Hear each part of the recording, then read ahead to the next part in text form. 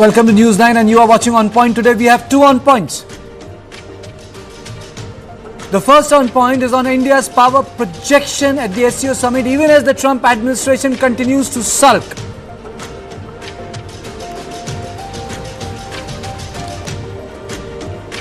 The second on point is on India's semiconductor leap and the launch of Vikram 32.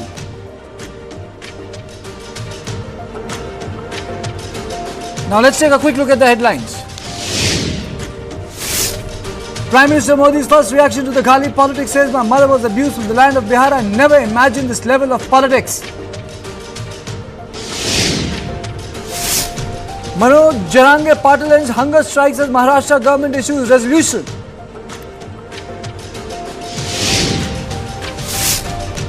ED to probe Dharmasthala case, NGOs under scanner for foreign funding rule violations.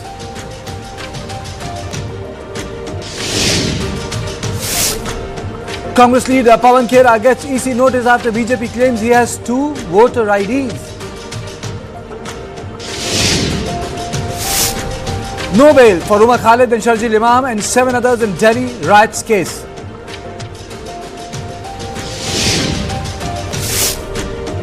Gold prices hit all-time high, trade at 1,05,217 per 10 gram on the MCX exchange.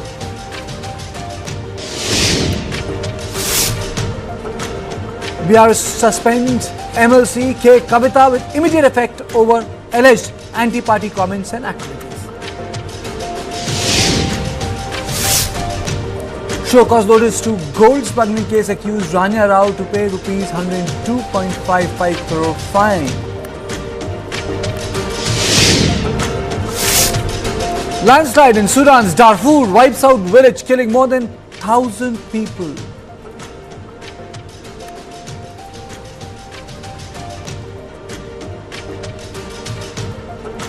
India's projection of power with Modi-Xi-Putin huddle at the Shanghai Cooperation Organisation Summit has caught the attention of the world.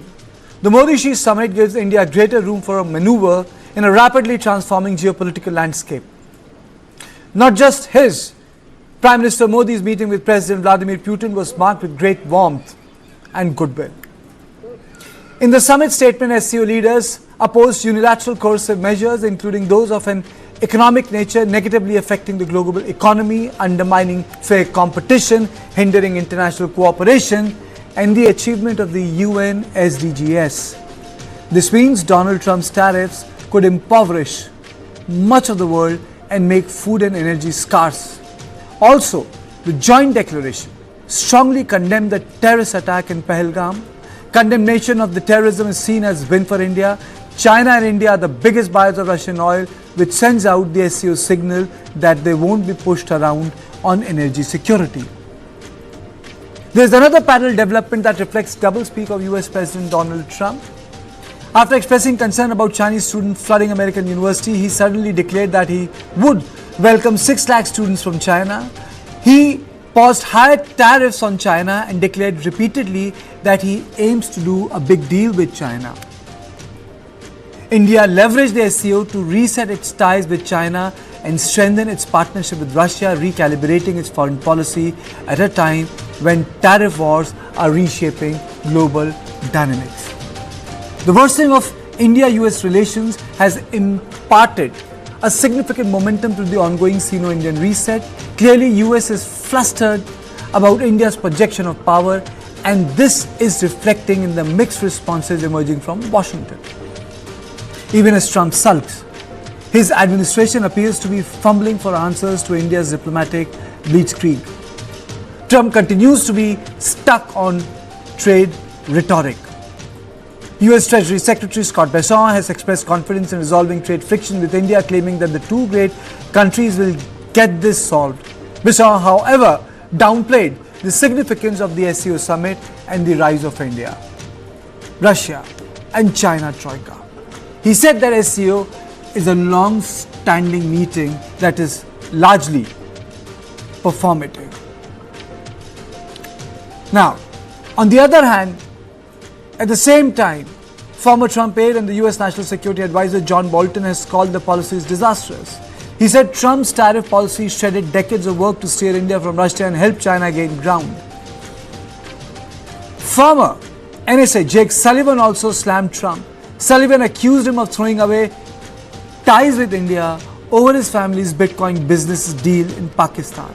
He said the move to sacrifice the relationship with India is a huge strategic harm in the US's own right. So, how do we evaluate India's power projection at SCO is the first question, and on this issue I am joined by three eminent guests. Ambassador Deepak Vora, Jayan Dasgupta, former ambassador to WTO, and distinguished fellow ORF Manoj Joshi. Let me straight away go to Manoj Joshi first. Sir, how do we evaluate India's power projection at SCO? First to you, sir. I would caution against the whole notion of seeing this as power projection. I would say that this is more of a defensive step, number one. Number two, don't forget that as the SCO summit was something which was planned well before Trump even came to office. India-China reset was also taking place before Trump was elected, meaning we started in April of 2024. Prime Minister Modi, in an interview to the Newsweek magazine, had made it very clear that it was important that we have good relations with China. So right through 2024, we had been improving our relations with China. So Trump only comes really in November, December. But yes, what Trump has done has to have accelerated that process. He has accelerated the process of India-China reset. Plus, it has also made us, in a certain way, rediscover our roots of our relationship with Russia. Okay. We have had to re-emphasize our Russian relationship. And I think we don't know what the exact conversation between Prime Minister Modi and Mr. Putin was in that car. No one will know. But you can be sure that it was a substantive conversation between the two leaders. Okay. Ambassador Dasgupta, your opening comments. How do we evaluate the power projection? As Manoj Joshi says, that we should look at it as a defensive step. Who's this for? Me or for? This is for Ambassador Dasgupta, and then I'll come to you, Ambassador. Thank you very much. Thank you for sparing me. Well, I would say that this is not really a power projection because this was, as Professor Manoj Joshi has mentioned, this was scheduled from much earlier than President Trump's assuming office. The other point that I wanted to emphasize is that India had never distanced itself from Russia, and it had very sternly said that it would keep buying Russian oil. It was a matter of strategic autonomy. So this is just a reaffirmation of its close ties with Russia. And President Trump, I think day before yesterday, also tweeted or on Truth Social that India buys Russian oil and also Russian military equipment. So that is something which is also bothering President Trump at least. And of course, he has not joined it with the issue of 25% secondary tariffs. It's only associated with buying Russian oil. But it could come afterwards as an afterthought, because President Trump is very difficult to predict. On the China front, I think things had started moving forward from Kazan onwards in July and then October last year.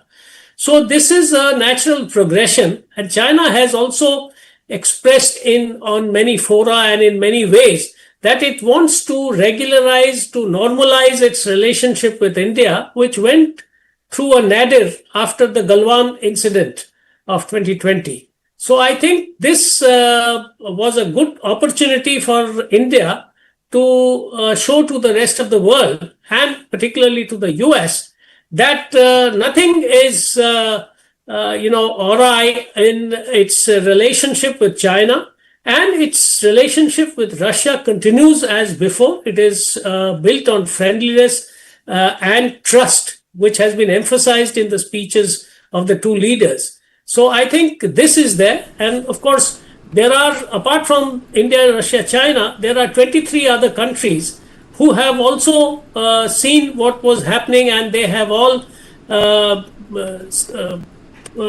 participated in the discussions, and the joint communique has come out.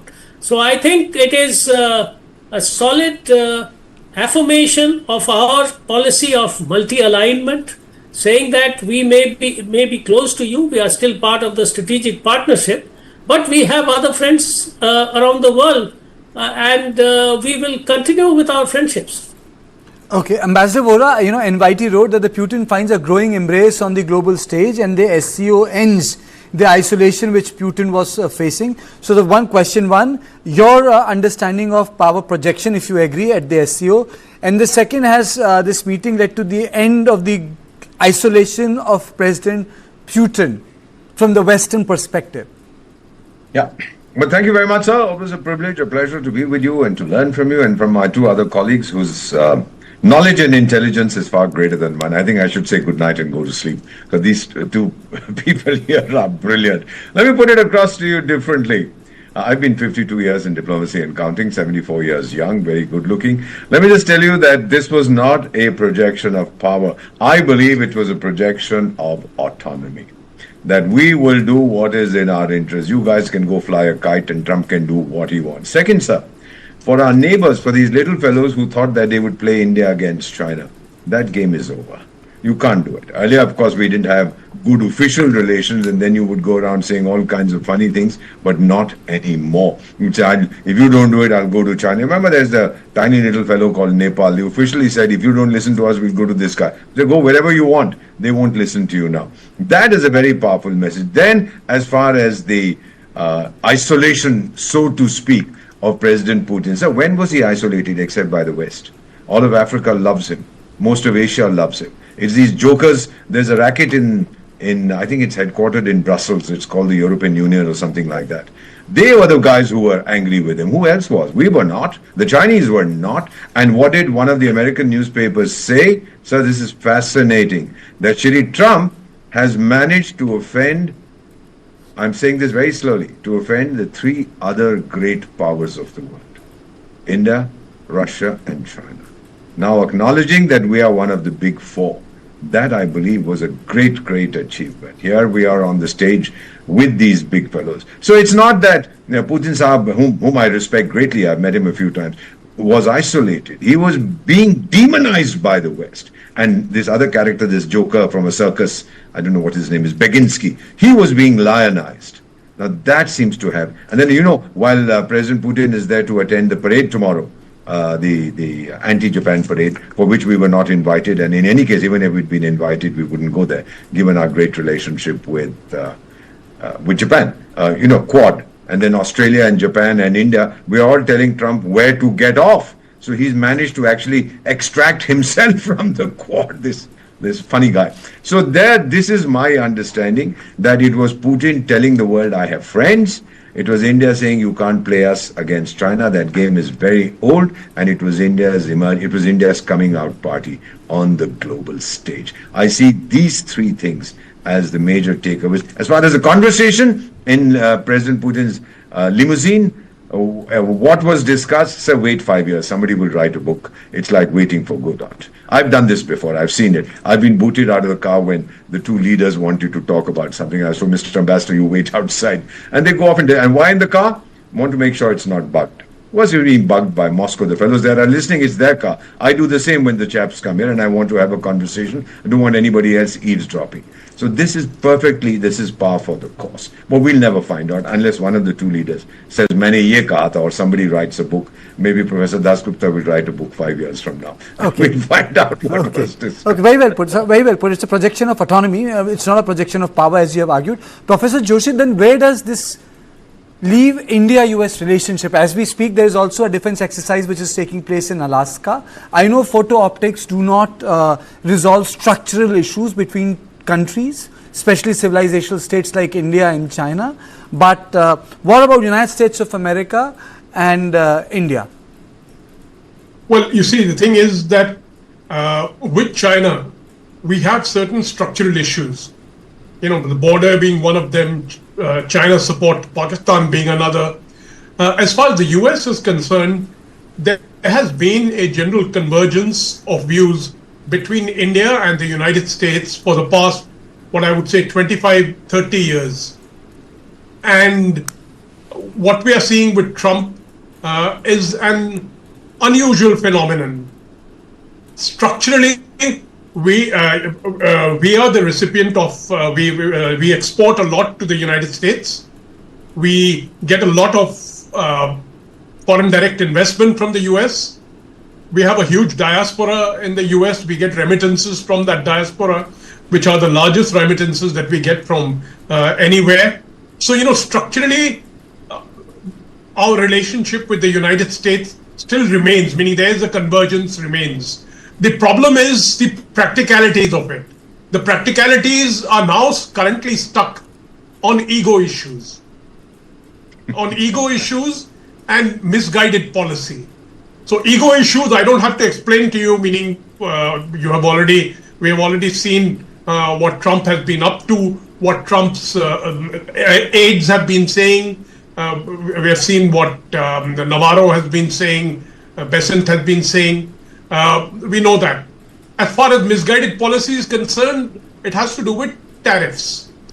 The whole concept, the whole notion of tariffs is a misguided one, and it's being forcibly applied across the globe by President Trump.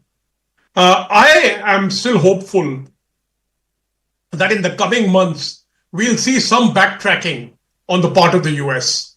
Perhaps first we may see 25%, of the Russian oil thing being taken back. That should have been taken back after the failure of the American initiative on Ukraine. That should have been taken back in any case. That wasn't. So let's see. And we are still negotiating our trade deal with the US. And given the Trump administration, its capacity to surprise is limitless. But Professor Joshi, unlike the last time, there is one difference, and I would like you to speak on that. The comments that have emanated from Washington are personally, I would say, they border at the level of being abusive, something which is very undiplomatic, not done in context of two heads of states. It's like me reading about what Kissinger and Nixon felt about Indira Gandhi, but at that point of time it never made to the press, the word which then Nixon used for our former late Prime Minister Indira Gandhi. It came out when the information came out under the Freedom of Information Act. So this sort of diplomacy is actually making it tougher for Indian leaders even to respond to any concession. That's true, meaning in the sense, see, when I said egos, there are also egos on our side. There is also egos on our side. I think we handled the whole Sindoor thing, we didn't handle it too well. No. Neither did we handle, I suspect we didn't handle the tariff issue as well as we could have. So there are issues, ego issues on our side also. But I do think that in the coming months, some of this will be untangled.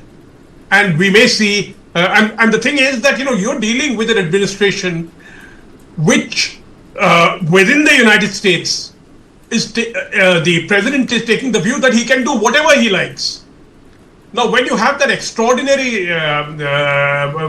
claim that I can do whatever I like, I'm the president of the United States. And of course, fortunately, we have not had negative words from the president himself, because he continues to say Prime Minister Modi is a great friend and that kind of stuff. So from his side, that's not coming out. And as far as all the aides who are saying this, you should know one thing, that, in the Trump administration, Trump is 1 to 10. Everyone else comes after that. The other Trump cabinet members are worth virtually nothing. Today they are there, tomorrow they may not be there. Whether it's Rubio, whether it is Tulsi Gabbard, Hegseth. They're really very lightweight people. What does matter is what Trump says, and so far, Trump has been focusing on certain areas. He has not used negative terms. So I think we should wait and watch. Okay, I think Ambassador Deepak Vora has a different point of view. Ambassador, to you, and then I'll go to Jain Dasgupta. A different point of view on what? On ego? Yes, I think He's imposed tariffs on so many countries. Are there ego issues on all sides? No, sir. The ego issue is his, not anybody else's. And India is not going to go begging like some of the other countries went. Those countries went begging. The Japanese did, but then decided they were not going. Whose ego, sir? His or the Prime Minister of Japan? They were not going because we are your friends, we are your allies. On automobiles, you've imposed tariffs on this, on that. What kind of allies are we? No, sir. The ego issue is only on one side. He has all the world's ego confined inside him. Second issue, sir, when you talked about Operation Sindhu, Professor Joshi, I respect you greatly, sir. You are far more knowledgeable than I am. We didn't mishandle it, sir. We handled it as we should have. Forget the narrative, forget that. We achieved what we wanted, sir. In diplomacy, we are trained. Chanakya said, Aapka laksh kya hai? Uddesh kya hai? This was our laksh, and we achieved that, sir. And the world applauded us for that.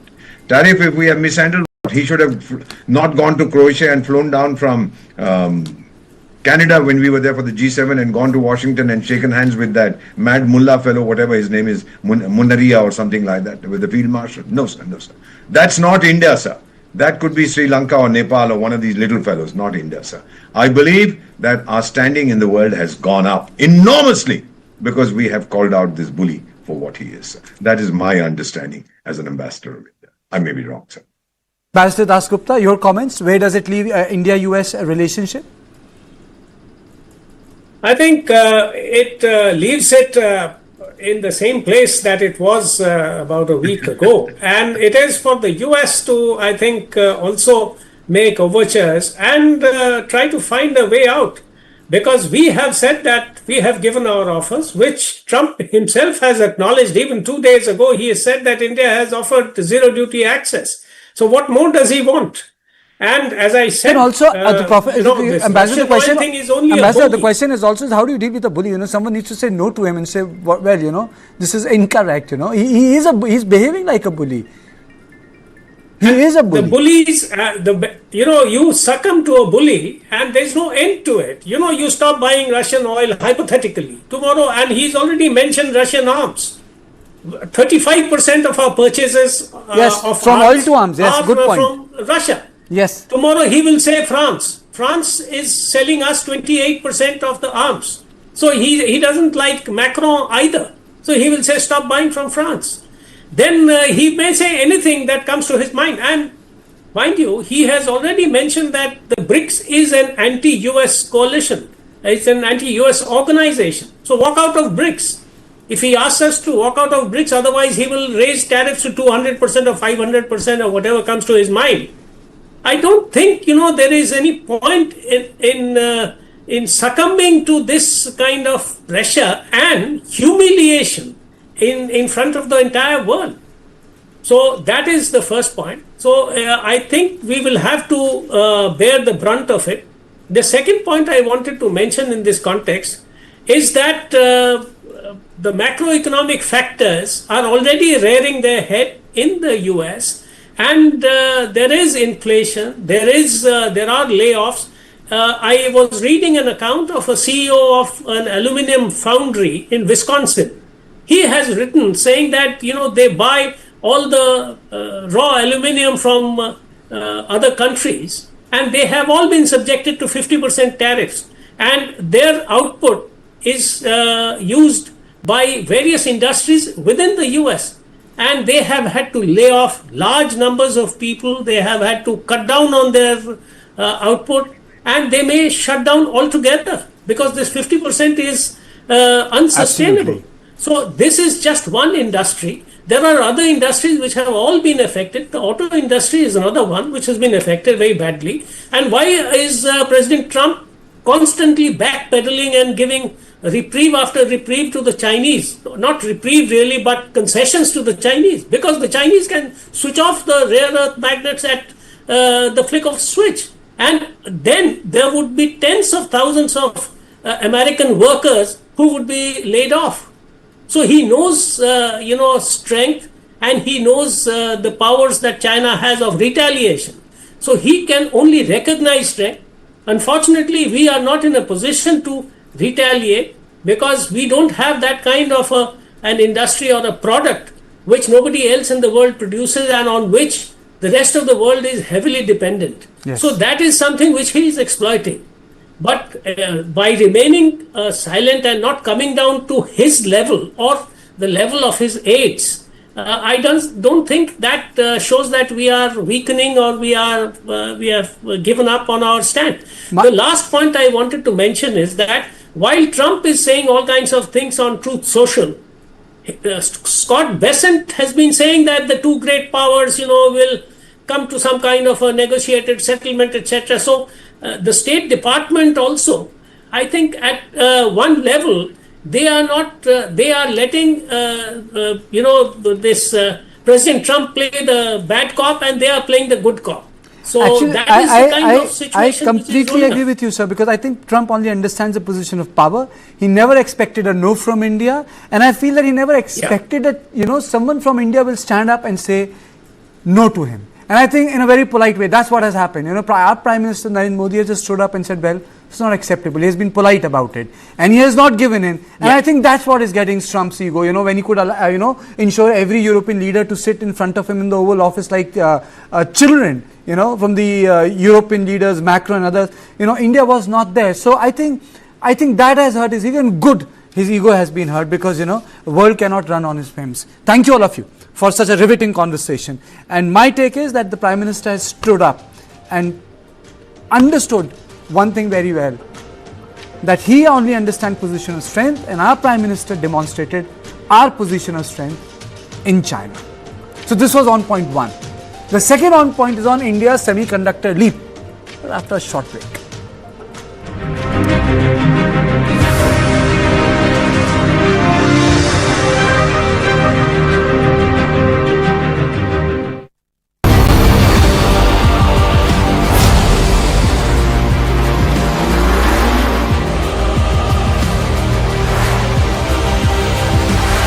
The power of digi-alkalides from Nippo Thor. Papa,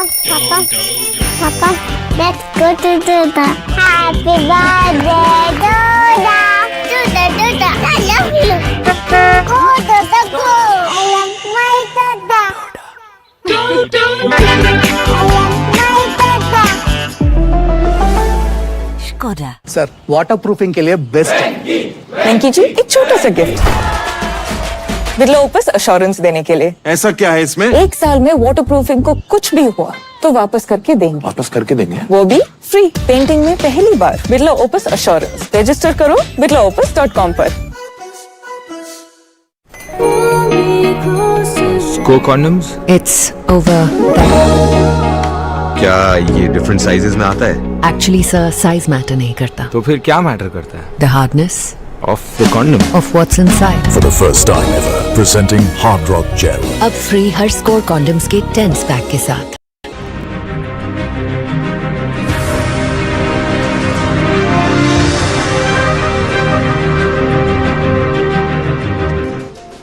They are the brains of all gadgets and electronic devices. Semiconductors power everything from our mobile phones to cars to medical equipment and even missiles and advanced defense systems. Now, in a great technological leap, India is set to garner a significant share of the 1 trillion global semiconductor market, Prime Minister Narendra Modi said. Speaking at the 2025 edition of the Semicon India, Modi said that the government is working to ensure faster approvals to reduce the time it takes to start manufacturing semiconductors in India. Addressing the industry leaders, Prime Minister Modi underlined India's growing role in semiconductor ecosystem, highlighting reforms, investments and country's commitment to becoming a full-stack semiconductor nation. Modi said, India may have started late in the chip race, but the nation is now unstoppable. In its mission to become a semiconductor hub, he also drew a parallel between oil and semiconductors, describing chips as the digital diamond.